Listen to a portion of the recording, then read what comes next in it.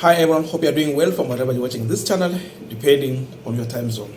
Now, most of you are aware of what Babu Owino has been going through in the hands of police, taken to court, back to cell, bond, again rejected, abducted, all those situations that he has gone through.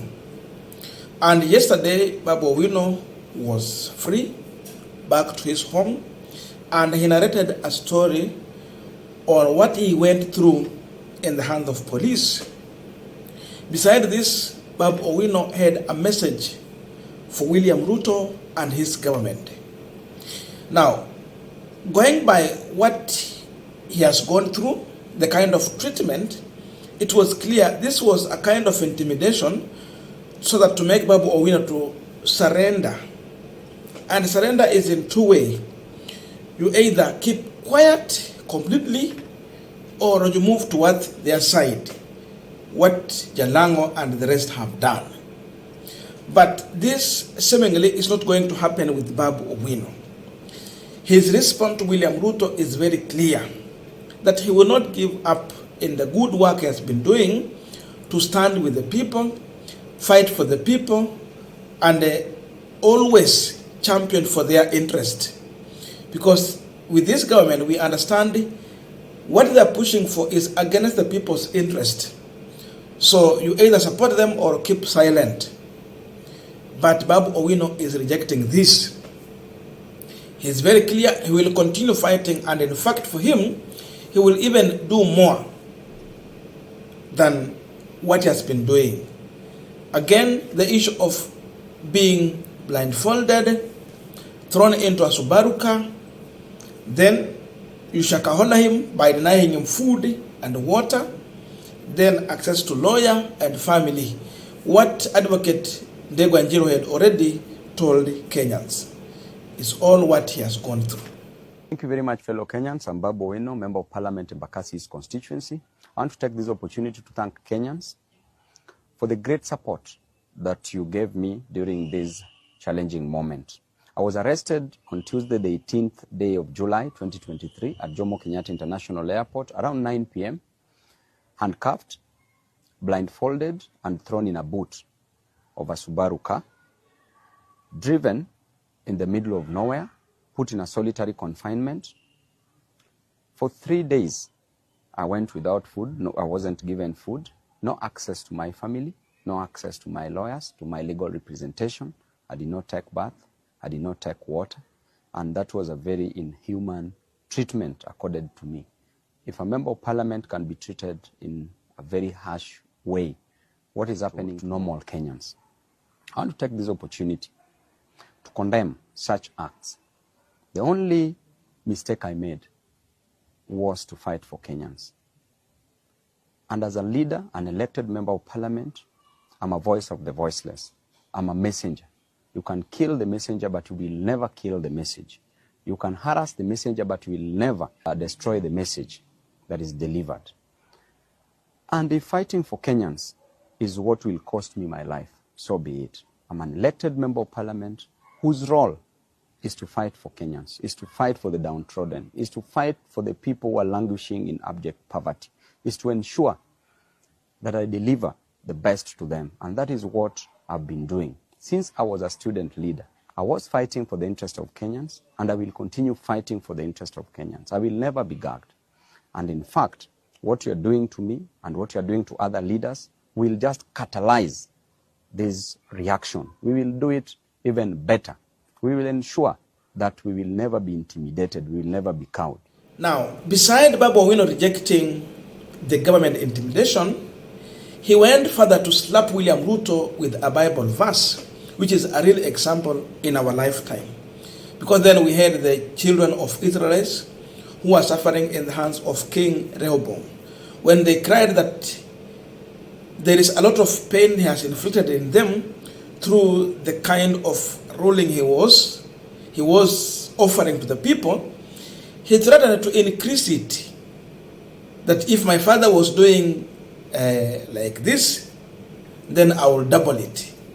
In terms of pain, if the price of commodities was high, according to your complaint during my father's reign, then me, I'm going to double it. He is also putting it on William Ruto. But then the worst is that if you read the Bible, the tribes of Israel had to be divided into 12. And out of 12, Rehoboam remained only with the 2 tribes. The rest, 10, had a new king who was leading them. And he's giving William Ruto as an example in this country. You might end up splitting this country into pieces. And after doing so, it will be very hard for you to govern this country. You will remain with the few individuals that you might be governing, but the rest are not with you. Indeed, this is a real example. Kenya is a country of tribes, and there's no problem with that. But then, who has the majority of these tribes in his support? And who, between William Ruto and Raila Odinga, is receiving rejection from the tribes across the country? Is a living example. Even in the Bible itself, a story is told in the book of 1 Kings from chapter 12. When King Solomon had passed on, because King Solomon passed on after increasing taxes, there was heavy burden on the people. And after he passed on, his son, Rehoboam, took over. People went to Rehoboam as the new king and requested that the burden be lifted from their shoulders, that the cost of living to go down. And I invite you as Ruto to read this book, because it will teach you a lot. When people talked to Rehoboam to reduce the cost of living, he told them that he would go and consult the people who had worked with his father, the elders. When he went to the elders told him to listen to the voice of the voiceless, to listen to his people and reduce the cost of living. His father went to the young men whom he grew up with, his age mates, who advised him that he should be harsh on the people. He went back to the people, told the people that I have a solution for the heavy burdens on your shoulder, and the solution is simple. That number 1, my little finger is thicker than my father's waist. That is what Rehoboam told the people. Number 2, he said, if my father used whips on you, I will unleash scorpions on you. The third thing that Rehoboam told the people is that if there is heavy burden on you, I will make it heavier. This made people to rebel. Because of the harsh treatment of the people, it led to the 12 tribes being divided into 2 kingdoms. One kingdom was the kingdom of Judah, which comprised of the 2 tribes, ruled by Rehoboam as the king, just as what is happening. And the other 10 tribes rebelled, and they formed the kingdom of Israel that was ruled by Jeroboam. Now, as we conclude this discussion, just a quick request for those who are watching and you are not subscribed, please consider subscribing. To our returning members, I must say thank you so much, and again to all our viewers, please give this video a thumbs up. Thank you so much, and back to this discussion. Now, you know, Babu Owino has several options to survive, and he can make a choice on those options. But again, above all, he has to make the right choice.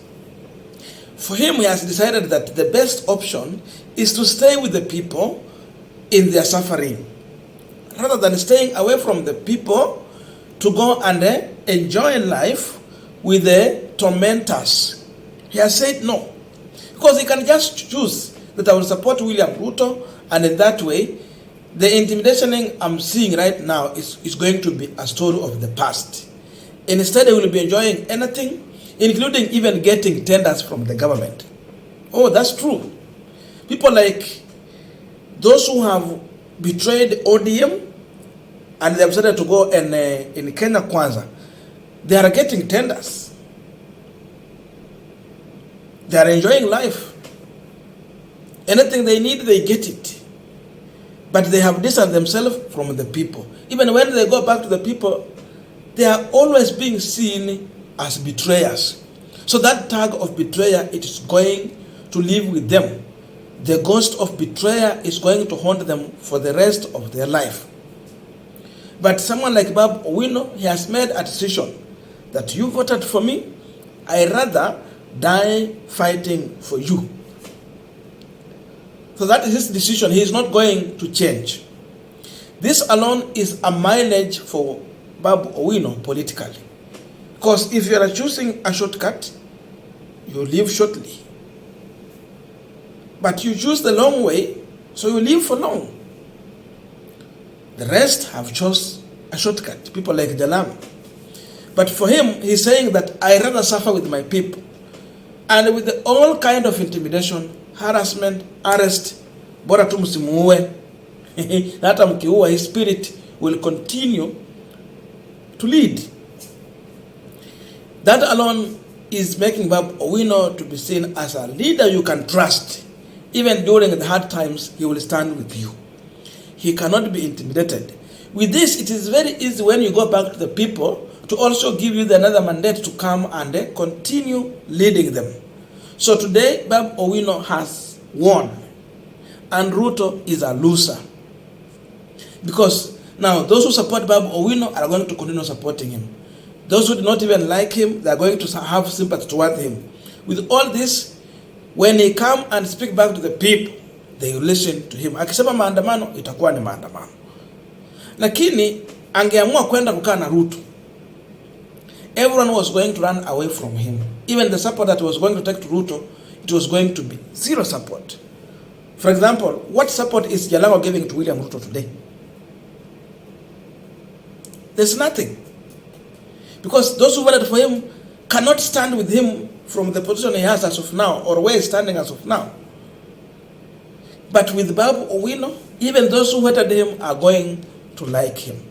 So with all this, we are seeing the government being exposed. You know, people have been talking about fresh bodies being discovered in Shakahola. And many questions are being raised. Is it true these people were really in that Mackenzie teaching of fasting to death?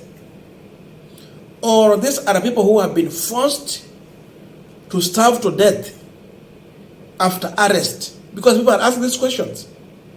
You arrest them, you force them to starve to death because you don't give them water, food, you lock them. Then they die from starvation. Alafu useme ni mambo ya Shakahola. Watu wanauliza hii maswali. Na kama Babu Owino anaweza toka kule kwenye alikuwa kwa mikono ya polisi, na akuja asema ya kwamba hakupewa chakula kwa siku 3, hakupewa maji kwa siku 3, kulikuwa na mpango gani? If not what advocate Ndegwa Njiru said, that they want to Shakahola Babu Owino. You know, it is raising all these questions. So the government has to be clear on this. Because once you are arrested, you are in the hands of the state. Ukiwa mgonjwa, inafaa wakutibu. Chakula ni hao inafaa wakupee. Uhai wako na afya yako iko mikononi mwa serikali. And that's what happened to Babu Owino. He was arrested. Then the question is, if this is happening to Babu Owino, who is a member of parliament, what about the Kenyans who are demonstrating and then they got arrested? They don't know anyone. You know, they are not popular. No one can realize where they are. What will happen to them? That means anything can happen, including being Shakahola. So these are some of the questions people are asking.